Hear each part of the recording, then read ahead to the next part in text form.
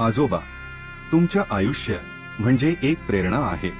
तुम्ही आयुष्यभर कष्ट केलात, स्वतःसाठी नाही तर तुमच्या मुलांसाठी. इतरांच्या शेतात काम केलं, फक्त एवढंच की तुमची लेकरं उपाशी झोपू नये. तुम्ही तुमच्या सगळ्या मुलांना शिक्षण दिलं.